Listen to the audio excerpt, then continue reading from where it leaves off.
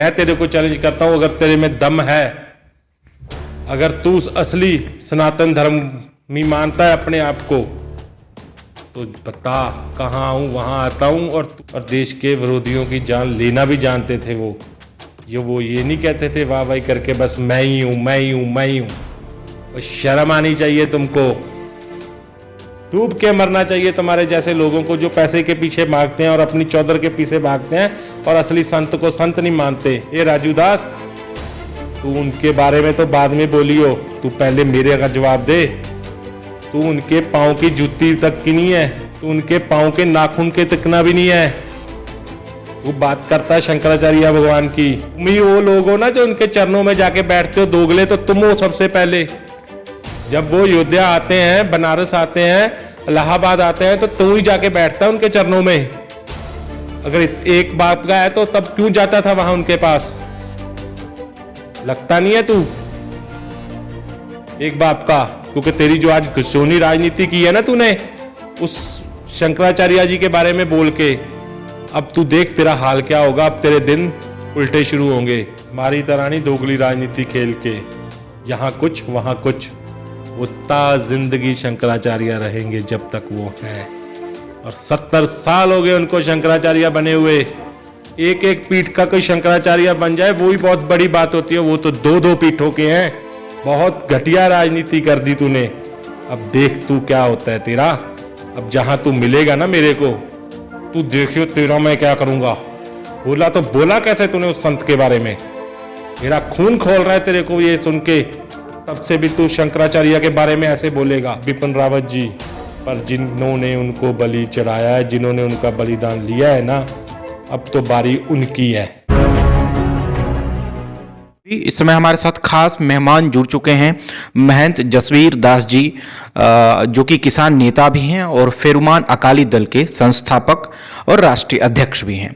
Sir, सबसे पहला जो सवाल आपसे मैं करना चाहता हूं कि हरिद्वार में अभी धर्म संसद जो है पूरी तरीके से 3 दिवसीय वहां पर रखा गया, जिसमें यति नरसिंहानंद गिरी जो पहले सरस्वती कहलाते थे, जिसका ओरिजिनल नाम दीपक त्यागी, उनके कई सारे मित्र जो थे वहां पर धर्म संसद में मौजूद थे। उन्होंने कहा कि पूर्व प्रधानमंत्री श्री मनमोहन सिंह जी को 6 गोलियां जो है वो दागने की लगातार घोषणा कर रहे हैं अगर मैं संसद में होता। तो चूंकि आप पंजाब से हैं और पूर्व प्रधानमंत्री भी पंजाब से हैं, आप किसान नेता भी हैं, आप पार्टी के अध्यक्ष भी हैं, कैसे देख रहे हैं सर? सबसे पहले तो मेरे को सुन रहे देख रहे सभी देशजनों को, देश की जनता को और सभी मेरे से बड़े बुजुर्गों को मैं अपनी तरफ से प्रणाम करता हूं जी। और दूसरा जो आपने अभी बताया, अभी हरिद्वार में धर्म संसद हुई है। धर्म संसद एक कमरे में नहीं होती। धर्म संसद एक हॉल में नहीं होती। धर्म संसद एक पंडाल में नहीं होती। जब धर्म संसद होती है, कम से कम 100 एकड़ का पंडाल लगता है उसके अंदर, और उसको धर्म संसद कहा जाता है। और उसको धर्म संसद कहा जाता है जहां लाखों में करोड़ों में लोग आते हैं। ये पार्लियामेंट में सदन बुलाते हैं ना, जो MP होते हैं, उनसे बड़ी होती है धर्म संसद। धर्म संसद हर कोई कह दे मैं धर्म संसद बुला रहा हूँ, ऐसे धर्म संसदें नहीं बुलाई जाती। धर्म संसद अगर सीखनी है अपने भी कैसे होती हैं, आज के जो ये तो संत है ही नहीं है जो वहाँ धर्म संसद कर रहे थे। मैं उनको संत मानता ही नहीं हूँ, क्योंकि वो सनातन धर्म की जितनी धज्जियाँ उड़ा रहे हैं ना, उतना कोई नहीं उड़ा रहा। वो एक कठपुतली बन के बैठ गए हैं किसी राजनेता की, बस जो वो कहेगा हम वही बोलेंगे, जो करेगा उसका जय जयकार करेंगे। पर हिंदू धर्म को बंटा बाढ़ होता है, आज होता है आज हो जाए, कल होता है कल हो जाए, बस उसकी जय जय करनी है। हमने हिंदू धर्म से हमने कुछ नहीं लेना देना। वो धर्म संसद नहीं थी, वो तो एक 10 या 20 आदमियों की कार्यकर्ताओं की मीटिंग थी। वो उनके कार्यकर्ता थे जो उस बड़े आदमी की जी हजूरी करते हैं। धर्म संसद अगर सीखनी है तो जगत गुरु शंकराचार्य स्वामी स्वरूपानंद सरस्वती महाराज जी से सीखिए। उन्होंने कवर्धा में धर्म संसद की थी, उन्हीं की सरकार थी तब वहाँ। और पूछिए धर्म संसद कैसे हुई थी। लाखों में लोग आए थे, लाखों में। और जो पंडाल लगा था ना, कम से कम वो 100 एकड़ में पंडाल लगा था।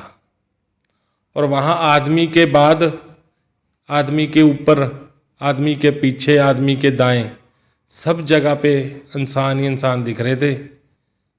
कोई इनकी तरह चंद लोग नहीं थे वहाँ पे, लाखों में। और उनको समझिए धर्म संसद वो कहलाती है। ये धर्म संसद नहीं है, ये इनकी की हुई एक साजिश के तहत जो हिंदू धर्म करते हैं। इनको असल हिंदू धर्म का पता ही नहीं है भी हिंदू धर्म हिंदुस्तान से लिया गया अर्थ है। वो हिंदुस्तान से बना है हिंदू धर्म। हिंदू, उसमें सभी लोग आते हैं, चाहे वो हमारे जो भी क्रिश्चियन हो, मुसलमान हो, सिख हो, चाहे हम जो हिंदू कहलाते हैं अपने आप को, वो हों। क्योंकि हिंदू है जो धर्म, इसको हम सनातन धर्म कहते हैं। ये असल में सनातन धर्म है। सनातन धर्म भगवान ने खड़ा किया था, ना कि हिंदू धर्म। मनमोहन सिंह जी को सर क्या कहेंगे, उनके ऊपर जो टिप्पणी की है सर, उसको कैसे देखते हैं आप? जो ये अपने आप को कह रहे हैं मनमोहन सिंह की, जो मेरे को पता चलने में लगा है अभी भी मैं उसको 6 गोली दाग देता। उसको मैं कहना चाहूंगा अब तो वो टाइम गया। अगर तेरे में दम था, अगर जिसकी बोली तू बोल रहा है, अगर उस टाइम उनकी बोली बोल रहा होता तो तू उस टाइम करके दिखाता। क्योंकि उस टाइम तू उनकी बोली नहीं बोल रहा था, उस टाइम तू वही कांग्रेस को कह रहा था भी ठीक है। वो कह रहे हैं अभी 6 गोली मनमोहन सिंह की तरफ तो तू बाद में देखियो। वो हमारे पंजाब का एक सिख प्रधानमंत्री था और वो भी कांग्रेस की देन था, तुम्हारे जैसों की नहीं, कांग्रेस ने दिया था। और तू उसकी तरफ तो बाद में देखिए। तू पहले, मैं तेरे को चैलेंज करता हूं, अगर तेरे में दम है, अगर तू असली सनातन धर्म में मानता है अपने आप को, तो बता कहाँ आऊं, वहां आता हूं। और तू मेरी तरफ देख, मेरे को हाथ लगा के देख। मनमोहन सिंह तो बाद में आएगा। मनमोहन सिंह ऐसा एक प्रधानमंत्री था जिसने हिंदुस्तान को एक वर्ल्ड पावर बना दिया। आज के ने क्या किया है? सिर्फ अपनी वाहवाह काटी है, किसी के बारे में नहीं। बस उसको तो चाहिए मैं हूं, 10 लाख का सूट पहनूं। ये जो अभी प्लान मंगाया, इसने क्या जरूरत थी इसको? यही हिंदुस्तान के हमारे बेचारे जो जनता है उनके ऊपर लगातार 3500 करोड़ का जो मंगवाया इसने, ठीक, क्या जरूरत थी इसको? ये बातें कर रहे हैं स्वच्छ भारत की। स्वच्छ भारत में डेली कितने का घपला हो रहा है? पहले स्वच्छ भारत क्यों था? पहले भी था, पर पहले कोई गुणगान नहीं करता था। सर्जिकल स्ट्राइकें पहले भी होती थी, पहले कोई वाहवाही नहीं लेता था। देश के लिए जान देना जानते थे और देश के विरोधियों की जान लेना भी जानते थे। वो ये नहीं कहते थे वाहवाही करके बस मैं ही हूं, मैं ही हूं, मैं ही हूं। और शर्म आनी चाहिए तुमको। तुम सनातनी धर्म को लाने के लायक नहीं हो। तुम तो एक वो चंद 3 वर्डों की वो जो है संगठन, उसके चटपुंडिये बन के बैठ गए हो। तुम्हारे को तो जनता देखेगी। और ये समा ज्यादा दूर नहीं है, जब तुम आगे आगे भागोगे जनता तुमको पीछे पीछे से दौड़ाएगी। सर एक सवाल है कि आज एक न्यूज़ चैनल पर, नेशनल न्यूज़ चैनल पे एक प्रोग्राम हुआ जिसमें अयोध्या के हनुमान मंदिर के बाबा राजू बाबा ने कहा कि हिंदुओं के लिए जगत गुरु शंकराचार्य कुछ नहीं किया, जो किया हम लोगों ने किया। राम मंदिर के लिए कहा उसने? जी, हिंदुओं के लिए, राम मंदिर के लिए। उसको पूछने वाला हो तब तू पैदा भी नहीं हुआ होगा राजू दास। तो उस शंकराचार्य के बारे में बोल रहा है जो केवल और केवल हिंदू सनातन धर्म की जो लड़ाई आज लड़ रहा है। सिर्फ तुम्हारे जैसा नहीं है भी तुम्हारे जेबे भरने के लिए जो आ जाए तुम उसके लिए जी हजूरी करने लग जाओ, उसके लिए सलूट मारने लग जाओ और उसके लिए सारा कुछ तुम खोल दो। आम जनता जाए तो गर्भगृह के अंदर जा नहीं सकती, और वो गर्भगृह के अंदर जाके कैसे पूजा करता है? आप पता है, ये गर्भगृह के अंदर सबसे पहला अधिकार है शंकराचार्य के जाने का, और तुम कहते हो उसने कुछ किया नहीं। आज जो हमारे लल्ला का मंदिर बनने जा रहा है ना, राम लल्ला का, ये उन्हीं शंकराचार्य की बदौलत है।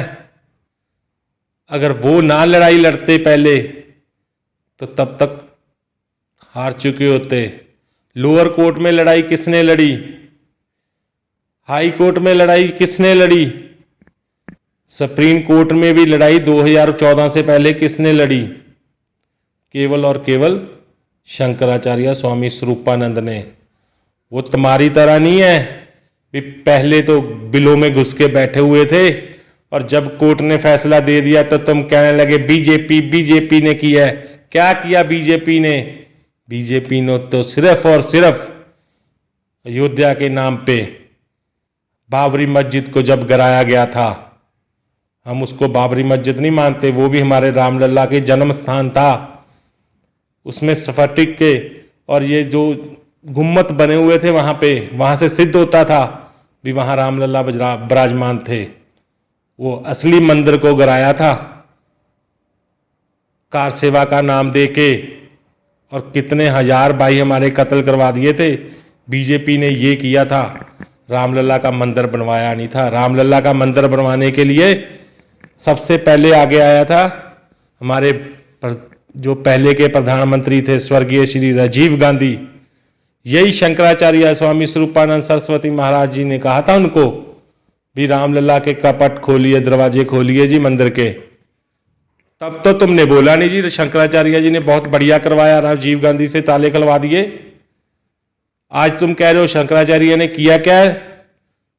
डूब के मरना चाहिए तुम्हारे जैसे लोगों को जो पैसे के पीछे भागते हैं और अपनी चौधर के पीछे भागते हैं और असली संत को संत नहीं मानते। ये तो भगवान फैसला करेगा तुम्हारा, दिखाएगा भगवान तुमसे कि क्या असली और क्या नकली है। तुम उस संत के बारे में कह रहे हो जो सिर्फ आज हिंदुस्तान के अंदर सनातन धर्म को जिंदा रख के बैठा हुआ है। इससे घटिया राजनीति और कोई नहीं होगी।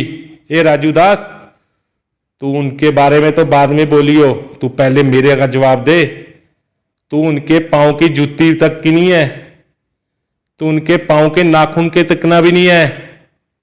तू बात करता है शंकराचार्य भगवान की, ठीक? तू कैसे कह सकता है उनके बारे में?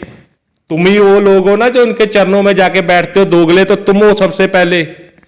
जब वो अयोध्या आते हैं, बनारस आते हैं, इलाहाबाद आते हैं, तो तू ही जाके बैठता है उनके चरणों में। अगर एक बाप का है तो तब क्यों जाता था वहां उनके पास? लगता नहीं है तू एक बाप का, क्योंकि तेरी जो आज घुसोनी राजनीति की है ना तूने उस शंकराचार्य जी के बारे में बोल के, अब तू देख तेरा हाल क्या होगा। अब तेरे दिन उल्टे शुरू होंगे, और जिनके लिए तूने बोली है ना उनके भी दिन उल्टे शुरू होंगे, क्योंकि भगवान की लाठी में देश शोर नहीं होता, और ये लाठी अब तुम्हारे पड़ेगी। और अब तुम आगे जो कर रहे हो गेम, आगे खेलना चाह रहे हो। अब रामलला का मंदिर का हो गया तो अब तुम चल पड़े मथुरा की तरफ। मथुरा में हमारे कृष्ण भगवान की लल्ला का जन्म स्थान, वो हमारी देश की जनता है, हमारे देश के सनातन धर्म के जो लोग हैं वो वहां पे मंदिर दोबारा बनवाएंगे। हमें जरूरत नहीं है तुम्हारी। हम नहीं कहेंगे भी हमें इससे मोदी चाहिए या योगी चाहिए। हमें तो सिर्फ सनातन धर्म चाहिए। हमें कृष्ण भगवान, लल्ला भगवान का जो हमारा जन्म स्थान है, हमें वो चाहिए। हमें और कुछ नहीं चाहिए, और ये हम बनवाएंगे। अब लेंगे उनसे वापस, वो भी ऐसे नहीं, प्यार से, सत्कार से, इज्जत मान से। तुम्हारी तरह नहीं दोगली राजनीति खेल के यहां कुछ वहां कुछ। तुम्हारी तरह नहीं शंकराचार्य जी के पास गया तो इसकी बुराई करनी शुरू कर दी जिसके आज गुण गा रहा है, और अगर उसके पास आया तो शंकराचार्य जी की बुराई करनी शुरू कर दी। और तुमको डूब के मर जाना चाहिए, चाहे कुछ भी हो। मोदी ने आज तक शंकराचार्य जी के बारे में एक शब्द नहीं बोला, और उस चीज की जरूरत भी नहीं है शंकराचार्य जी को भी मोदी उनके लिए कुछ बोले, क्योंकि मोदी तो 5 साल के लिए है, 10 साल के लिए है। वो ता जिंदगी शंकराचार्य रहेंगे जब तक वो हैं। और 70 साल हो गए उनको शंकराचार्य बने हुए। एक एक पीठ का कोई शंकराचार्य बन जाए वो ही बहुत बड़ी बात होती है। वो तो दो दो पीठों के हैं, द्वारका शारदा पीठाधीश्वर और ज्योतिष पीठाधीश्वर। तुम उनके बारे में बोल रहे हो, इतने विद्वान साधु संत के लिए बोल रहे हो। यही तू हनुमान जी को बोलता ना, हनुमान जी का भक्त हूं मैं, और यही हनुमान जी देखना अब तेरा क्या हाल करेंगे। बहुत घटिया राजनीति कर दी तूने, अब देख तू क्या होता है तेरा। अब जहां तू मिलेगा ना मेरे को, तू देखियो तेरा मैं क्या करूंगा। बोला तो बोला कैसे तूने उस संत के बारे में, मेरा खून खोल रहा है तेरे को ये सुन के। तब से भी तू शंकराचार्य के बारे में ऐसे बोलेगा। अब तू अपना बच के रहियो, अब देख तेरा राजू क्या हाल होता है। अब भारत के सनातन धर्मी क्या हाल करेंगे तेरा, वो तो बाद में करेंगे, उससे पहले तेरा मैं करूंगा, देखता चल तू। और अब ये ज्यादा टाइम इनकी सियासत नहीं चलेगी। अब मैं मांग करता हूं सुप्रीम कोर्ट से, क्योंकि दूसरी तो सारी की सारी इन्होंने अपनी चिड़िया बना रखी हैं। सभी जितनी इन्वेस्टिगेशन एजेंसियां सभी की सभी इनके हाथों पे नाचती हैं। केवल और केवल सुप्रीम कोर्ट पे हमें आस है और किसी पे नहीं। मेरी सुप्रीम कोर्ट के चीफ जस्टिस से ये बेनती है, जो हमारे नरेंद्र गिरी जी सुसाइड हुआ था, महंत हमारे पूरे अखाड़ों के अध्यक्ष, उनके सुसाइड जो किया उसकी जांच हो। और वो जांच में केवल वो अकेला आदमी नहीं है जिसको पकड़ लिया, इसमें बहुत बड़े बड़े मगरमच्छ आएंगे। इसलिए ये जल्दी जल्दी में जांच दबा दी गई भी कहीं वो मगरमच्छों का नाम उजागर ना हो जाए।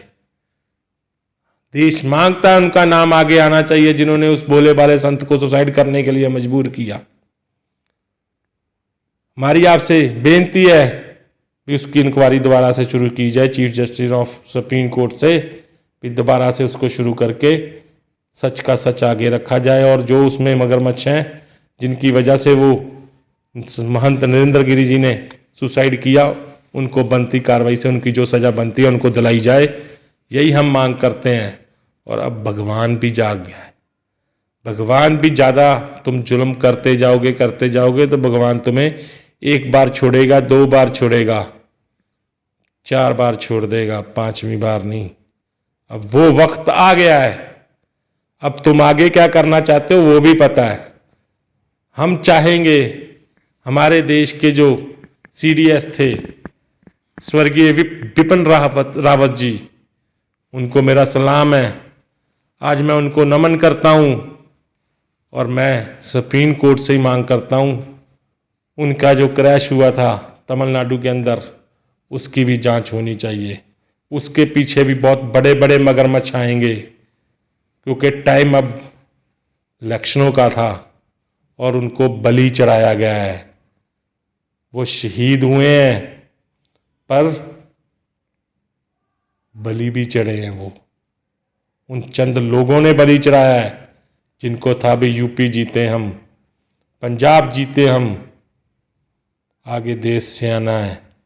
देश की जनता सब जानती है भी किस लिए चढ़ाया गया है बलि उनको। उनके बलिदान को कोई देश की जनता नहीं भूलेगी। वो हमेशा पहले भी हमारे दिल में थे, अब भी हमारे दिल में है और हमेशा रहेंगे विपिन रावत जी। पर जिन्होंने उनको बलि चढ़ाया है, जिन्होंने उनका बलिदान लिया है ना, अब तो बारी उनकी है। वो तो देश के लिए शहीद हो गए, पर जो अभी बैठे हुए हैं पीछे, बारी अब उनकी आ गई है। अब थोड़ा वो डरे, क्योंकि अब भगवान की लाठी में शोर नहीं है, भगवान लाठी मारेगा अब तुम्हें। और आगे मैं बात अभी की इलेक्शनों के लिए भी करना चाहूँगा, जो आपके दिल्ली के अंदर भी होता है, उसके लिए भी। अब तो दोबारा से वही कर रहा हूँ, इसलिए मैंने रोक लिया। 17 मिनट का हो गया धर्म पे, अब दोबारा से हम इसको क्लियर